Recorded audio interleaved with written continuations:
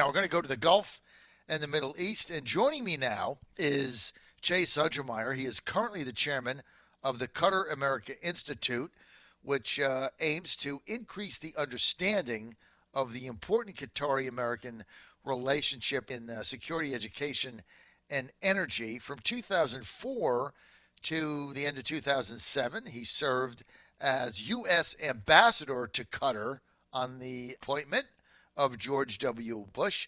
He's also held positions at all four levels of government: local, state, national, and international, over a period of more than 3 decades, with work in journalism, academia, and business as well. And he's like me, he's from New Jersey, so he can't be that bad. Anyway, we're looking forward to getting his perspective today. Mr. Ambassador, good to have you with us, sir. Good morning, John. Good to be with you and your listeners. Mr. Ambassador, let's go right to Iran and the Gulf. Tensions flaring. Another couple of tankers hit. The Secretary of State, Mike Pompeo, coming on the talk shows over the weekend. Fox, I believe he was on Fox News, and I have a clip also that I'm going to play to get your comment on. But Pompeo leaving no doubt that the Iranians were behind this, and not rogue, but he's saying most likely they're military. But a lot of this stuff that comes out of the UAE, I just don't believe any of it, because they have a history of lying. And so everything is suspect to me. What is your take on what is going on right now with these UAE tankers in the Straits of Hormuz, sir? Well, I don't have access nowadays to the latest intelligence, so like you, depend upon what we hear from authorities. I do tend to believe our intelligence, and the videos seem to be pretty persuasive that some elements of Iran were involved in these attacks. But there still are unanswered questions. One question is why? Why would Iran or part of Iran want to provoke the Gulf nations and their ally, the United States? And the second, which is pretty pertinent, is which part of Iran might have done this? That is, there is the Revolutionary Guard entity, which is a state within a state, and it's quite possible, this is purely speculation, that they conducted this not so much to provoke the United States and the Gulf nations, but to provoke the Central Authority in Tehran for some internal political reason that's beyond me. Sir, when you say that the Revolutionary Guard is a state within a state, Mr. Ambassador, can you elaborate on that? What do you mean by that? Just that the central authorities in Tehran have never been able to exercise control over the Revolutionary Guards, who have done many outrages over the years. And as I indicate, it may be that they are trying to stiffen the spine of the central authorities, and it may be that they find it to their advantage somehow to create that kind of pressure. So, Mr. Ambassador, what you're saying is that these are military commanders, military authority, that part of the Iran's Revolutionary Guard military operation, that would be making decisions or making calls potentially without the direct orders of the central government. Is that what I'm understanding? Potentially? Yes, and this points out how in the Middle East it's very, very seldom a choice between good guys and bad guys, but between bad guys and worse guys. So the bad guys are in the government bureaus in Tehran, and the worst guys are the Revolutionary Guards. Everybody's concerned now about the rhetoric getting ratcheted up. That's never a good thing in this tinderbox situation there. So what do you think the right approach for the United States is right now, sir? Diplomacy, to the degree that can do anything.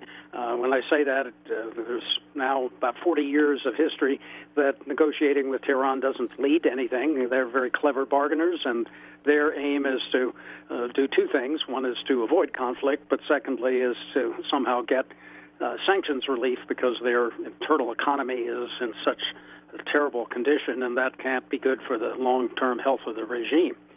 But for our point of view, we don't need another war, and we certainly don't need to take on a major state, which is Iran. Right, and you would agree with me that the statement that Tom Cotton made, the senator from Arkansas, that, well, we could just drop a couple bombs on him and that would be the end of it, Do you agree with my assessment that that was one of the more asinine statements made in Congress, sir, in a long time? Well, it's hard to imagine that a couple of bombs, if that's what the senator said, would do the job. Even nuclear bombs, but that's not an option, and I'm sure that's not what he was considering. Well, because Iran has a 1,000-year civilization, and it's the biggest country by far in the Middle East. So some of these things that comes out of some of these senators that are rattling the sabers is just beyond me. All right, so the U.S. considering military option. Meantime, the Saudi crown prince Mohammed bin Salman saying that he doesn't want regional war, but yet he's trying to get these arms sales through the U.S. so that they can keep bombing, school buses in Yemen or something. Break that down for us. Well, there are all these different moving parts. You're quite right that there is a major arms deal now pending before the Congress. The Congress has been very, very critical of Saudi Arabia, particularly because of its tactics in Yemen, and is nervous to concerned about the degree that American arms sales might continue these kind of predations against innocent civilians in Yemen. So we have a great strategic relationship with Saudi Arabia. It must be maintained. Saudi Arabia has a need for arms, and we have been supplying arms to Saudi Arabia for decades.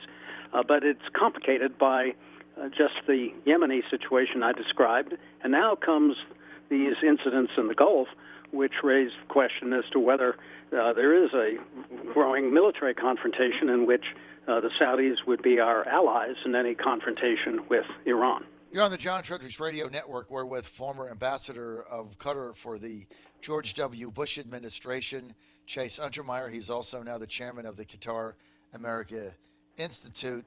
Mr. Ambassador, a private tanker owner, a Japanese tanker, this is the stuff that, look, ever since WMDs and the second war in Iraq, I think Americans should be suspect of this stuff because a lot of people believe that, and right now it's still not proven that there were ever, Saddam Hussein ever had any WMDs. So that's why people are looking at this now in a different way than they did maybe prior to that. But you got this Japanese tanker owner saying that the U.S. information on the attacks is false. So you got our intel saying one thing. You got some independent tanker owner from Japan saying, nope, that's false, saying another thing. You want to believe our intel, but then a lot of people believe them with WMDs. They never existed, ever. So do you see the dilemma that a lot of American people have now?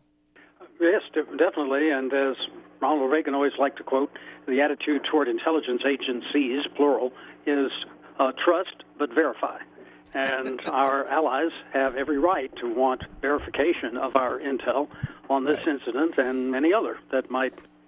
But I think your analysis, because a lot of people are asking, like, why would the Iranian government do this? Why would they be provoking us and things of that nature? But I think when you take your explanation of the Revolutionary Guard, a state within a state, and they basically make their own decisions, and I think you use the word stiffen the spine of the central authorities. That's a plausible explanation to this, sir. No doubt about it. Okay, well, it's not so much an explanation as a speculation, but because who knows what happens inside those palaces in Tehran or the headquarters of the Revolutionary Guard. I certainly don't.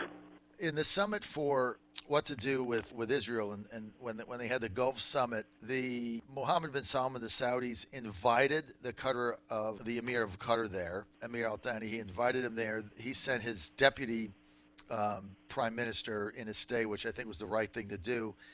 That was a couple weeks ago. Is that an indication that the hard line that the Saudis are taking on Qatar might be melting? Is that a first step towards maybe finding a way to get out of this ridiculous blockade which is going on now? I guess we'll be going into finishing year 3. It's been a disaster for the Saudis.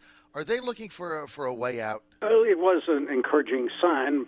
We have to take it for the base value of what it is, namely a conference to discuss a common front against Iran, and Qatar should have been involved in that as a major player, as well as the host to the major U.S. air base in the region. I'd like to think that it was also a step away from the blockade. I've always thought that because the blockade has been such an embarrassment to the Saudis and Emiratis in that it failed to accomplish any goal that I can tell, that they've never wanted to have a formal end to it. That would be too embarrassing. So it would happen over time. It would happen in little measures, little ways, loosening here, permitting something to happen elsewhere. And maybe, and that's all we can say, maybe this was the first step in that direction. A baby step, no doubt, but it has to be a step. Now we understand that the Emir of Qatar is coming back to the White House. This is going to be the third trip for the Emir of Qatar coming to Washington to visit with the Trump administration. I think I read this was on July 10th or something. So the Emir of Qatar would have been in Washington meeting with the president now 3 times in a half-year period, which is more than UAE or Saudi or anyone else. Why was this meeting put together, and can we take anything from it? Is there a message here? It's a good sign of the relationship between Qatar and the United States. As I mentioned, they host American armed forces, primarily the U.S. Air Force, at the big Al Udeid base, which is the biggest asset we have in the entire Middle East region, and it is also the location of the forward headquarters of the U.S. Central Command. So there's every reason for the two heads of state to confer on the situation in the Gulf and also what to do about these matters going forward. I consider it a normal sort of exchange. It may be 1 or 2 visits more than other leaders get, but this is in great contrast, I have to say, to the way it was when George W. Bush was president, and there was a great deal of tension between Qatar and the United States, primarily over broadcasts of Al Jazeera, and the heads of state at that time never met. I'm glad to say the relationship survived that rather frosty period. Look, I mean, I've been on Al Jazeera many times. They are who they are. It seems to be independent. They never tell anybody what to say that I can take. Certainly the 50 times I've been on it, I get a topic. Nobody tells me what my line should be. And I've been on both English, which is very liberal, and the Arabic station many times. Of course, Arabic I don't really understand. It's got to be translated back. But, I mean, is that still on Capitol Hill a bone of contention? Because it really doesn't affect us here in the U.S. They don't even have an English. They have an English channel, but it's based in the United Kingdom. Like there's no U.S. outlet here. Is that still something that people are concerned about, or what? Al Jazeera's broadcasts absolutely concern the Saudis and Emiratis. It's the reason why unplugging Al Jazeera is their number one demand to loosen the blockade. I don't think that's ever going to happen, and predictably never would happen, but that indicates how sensitive they are to having Al Jazeera lift the flap of the tent and look inside what's going on in their countries, which they don't like. Right, because, I mean, basically what Al Jazeera does is it gives people insight. I mean, it is an independent network, and it gives people insight into what is going on in the UAE and the Saudis. And so, of course, they don't like that, obviously, as you said. So that's been a bone of contention, especially when you look at the Saudis, like thinking about executing teenagers. Now, that I know they decided not to do that, but those are the things that, U.S. looks at that and says, boy, that's an awfully extreme regime. And I think that those are kind of the things that they want to keep hidden. I'm going to go to a couple of clips here. I want to get your comments on, if I may, Yes. Mr. Ambassador. Let's go, Kara, let's go to cut 7. This is Secretary of State Mike Pompeo yesterday saying, look, there's no doubt Iran is behind the attack on the commercial ships. He said this yesterday on Fox News Sunday, cut 7. Well, Chris, it's unmistakable what happened here. These were attacks by the Islamic Republic of Iran on commercial shipping on the freedom of navigation with a clear intent to deny transit through the strait. This was on the Gulf of Oman side of the Strait of Hormuz. There's no doubt. The intelligence community has lots of data, lots of evidence. The world will come to see much of it, but the American people should rest assured we have high confidence with respect to who conducted these attacks, as well as a half a dozen other attacks throughout the world over the past 40 days. So, I mean, that's a pretty demonstrative statement on TV by the Secretary of State. Agree? Once again, I, on balance, trust the professionalism, the sources, and the analysis of our intelligence community. So I tend to believe what they say, but you have to verify it. And that was, and you also have to verify it in the context of what policy implications there may be. Henry Kissinger wrote 10 years before we had the dust up over weapons of mass destruction in Iraq that intelligence tends to follow political indications from the White House. Now, it shouldn't, but that was his conclusion over the years, and it certainly was validated what happened in 2003, in which there was a great willingness to believe what turned out to be flawed and incomplete intelligence. So we have to, in this instance, ask ourselves and ask our leaders, just what do you want to do in Iran? And is the intelligence pointing in that direction in a way that it wouldn't be or shouldn't be in a more neutral examination of the problem? The Senate, Mr. Ambassador, on Thursday rejected a bid by Kentucky Senator Rand Paul to block arms sales to Qatar and Bahrain, even as senators we talked about earlier are bracing for the bigger battle next week over the proposed weapons sale to the Saudis and the UAE. The vote Thursday means the proposed sales, I think it was like $3 billion in Apache helicopter package for Qatar and $750 million in ammo for Bahrain for their F-16 fleet. That can go forward. Senators voted 56 to 43 against the Rand Paul. Why would senators be opposed to giving arms to Qatar when that's our biggest base there? Like, why would 43 senators vote no? I mean, that is our biggest base in the Gulf. That is our seat of operations, and they're basically looking for helicopters in order to defend themselves, and we got 43 senators voting no. Why? Well, I can't explain even one senator's vote, let alone 43. We do know that Senator Paul has a consistent record as a libertarian looking at foreign affairs against arms sales, against American entanglement and involvement elsewhere. And I'm speculating again here that he may just feel his motion is necessary to be more even-handed in the sense that others of his colleagues are trying to block arms sales to Saudi Arabia, and he would want a more consistent view. That's all I can say because I haven't talked to the man.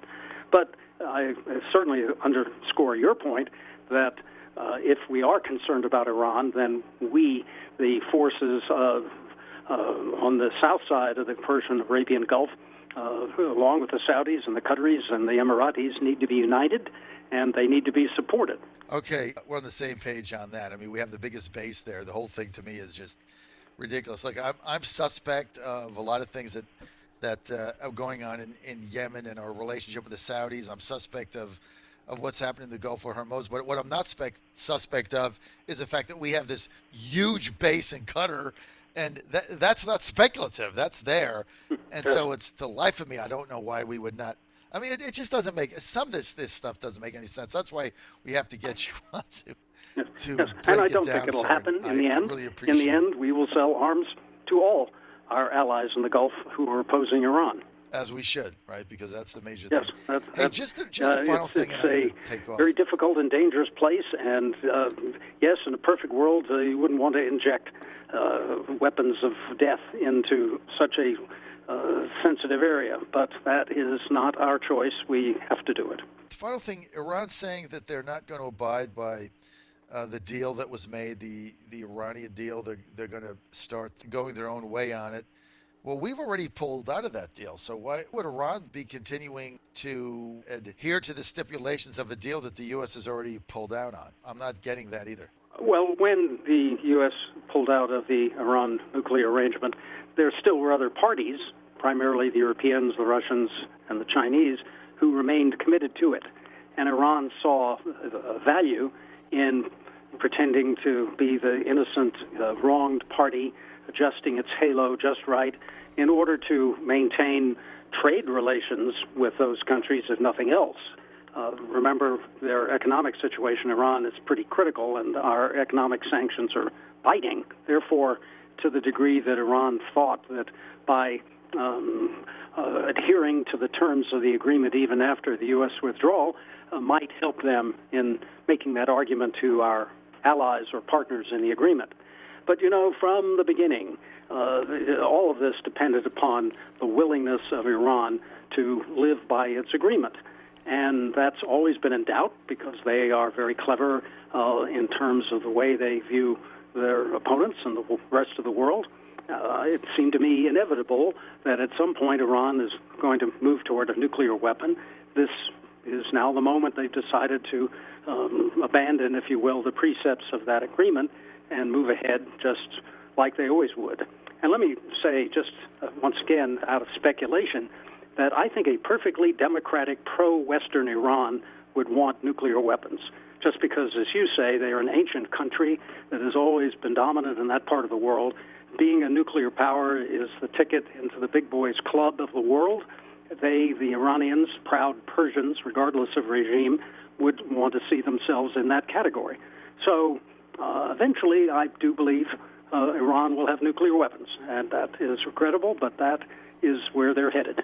We're going to end on that speculation, sad one, if I may say. But thank you so much, Ambassador Chase Untermeyer. He was the ambassador to Qatar under the George W. Bush administration, 2004 to 2007. He's now the chairman of the Qatar American Institute. Thank you, Mr. Ambassador. We'll have you on again next week. Always love your perspective, sir. Thank you so much.